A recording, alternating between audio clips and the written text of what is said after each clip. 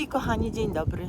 Nastał czas dzikiej róży. Za mną dzika róża, może nie jakaś taka imponująco piękna, ale właśnie dzika róża tutaj w lesie wyrosła, więc dlatego postanowiłam koło niej sobie stanąć i zrobić dla Was film. Film pod tytułem Jak najefektywniej suszyć dziką różę. Na kanale są już 2 filmy o dzikiej róży i mówiłam już o tym suszeniu metodą profesora Mrożewskiego, bo właśnie taką metodą ja suszę. Natomiast ciągle jeszcze są wątpliwości, pytania.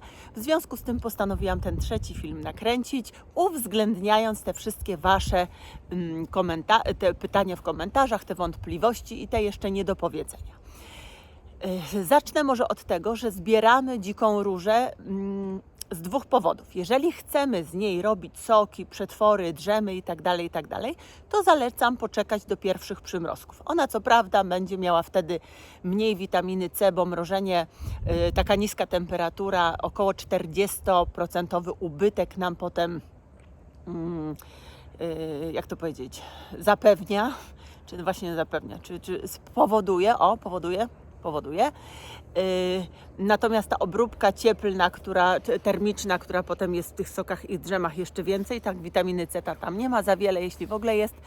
Natomiast są pektyny, ta róża jest słodka, jest miękka, jest łatwa w obróbce i wtedy ona się do tego nadaje. Natomiast jeżeli chcecie różę zbierać, suszyć i potem mielić i kapsułkować i jeszcze do tego, żeby ona była skarbnicą witaminy C, to zalecam zbierać ją teraz.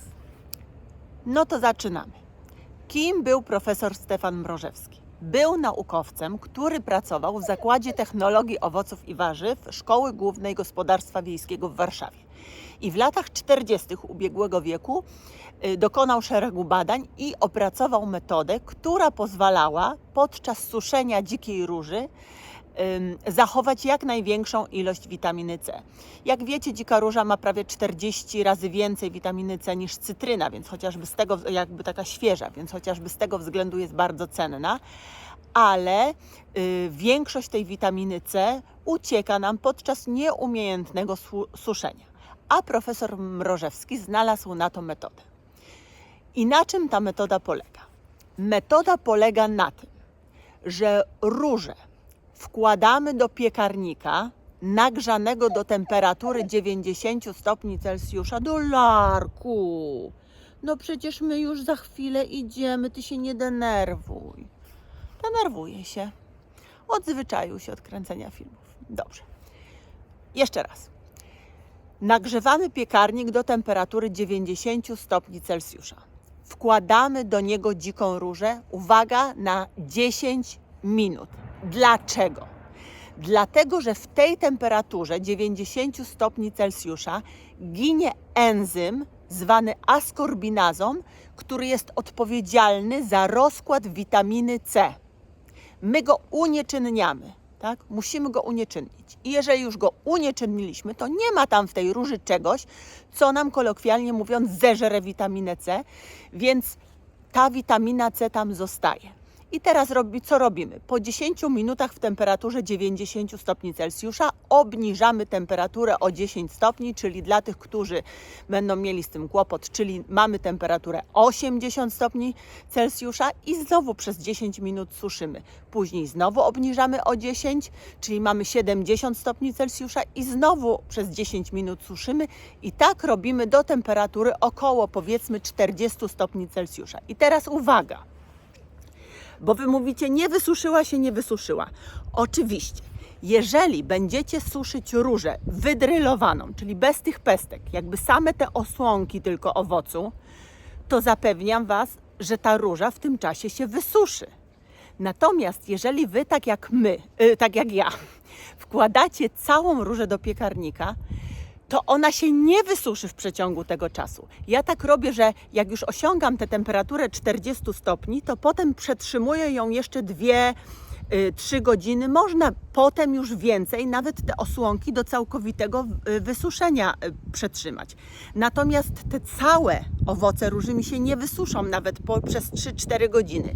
Więc po 4 godzinach je wyciągam i wtedy w temperaturze pokojowej dosuszam je jeszcze parę albo paręnaście dni żeby one były twarde jak kamień, żeby nadawały się do zmielenia, a nie mam już tego niebezpieczeństwa, że gdzieś mi umknie stamtąd witamina C, więc już mogę je spokojnie suszyć, tak?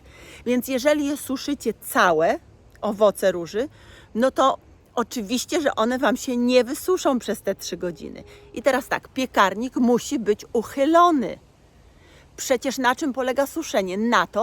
Na tym, że z owocu, akurat tutaj dzikiej róży, wydostaje nam się wilgoć, tak? Na tym polega suszenie. No i gdzie ta wilgoć ma się podziać, jeżeli Wy zamkniecie piekarnik? Nie, musicie go uchylić, żeby ona mogła gdzieś wylecieć, bo w przeciwnym razie upieczecie po prostu te róże tam. No i co tam jeszcze było za pytanie? No chyba to jest już jasne teraz. I mielicie z pestkami. No mówicie, że młynek nie daje rady, że pestki zostają. No na tym pierwszym etapie faktycznie osłonki się zmielą, a pestki zostają, ale to trzeba być cierpliwym i mielić tak długo, aż pestki też się zmielą.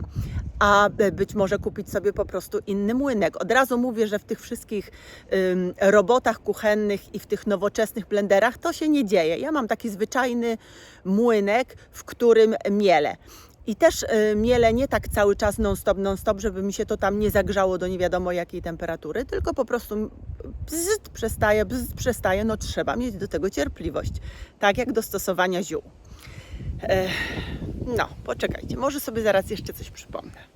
No to ja sobie już idę do lasu, bo dolarek się niecierpliwi. Wzięłam sobie różę, pewnie ją zjem, bo pytacie mnie, czy można zjeść. Można na surowe też zjeść różę. Ja się tych pestek nie boję, włosków się nie boję, ale jeżeli ktoś jest wrażliwy, to możecie sobie i wydrylować te róże i pozbyć się tego wszystkiego. Ja kiedyś robiłam tak, że częściowo drylowałam i część potem do mielenia, część miałam tych bez pestek, tych samych osłonek różanych, a część z pestkami. I to jest bardzo też dobry sposób. Ale jak Wam się nie chce tego robić, to proszę róbcie same całe owoce. Te owoce naprawdę są bardzo ważne dla naszego zdrowia i te pestki też nie są szkodliwe. Nie dajcie sobie powiedzieć.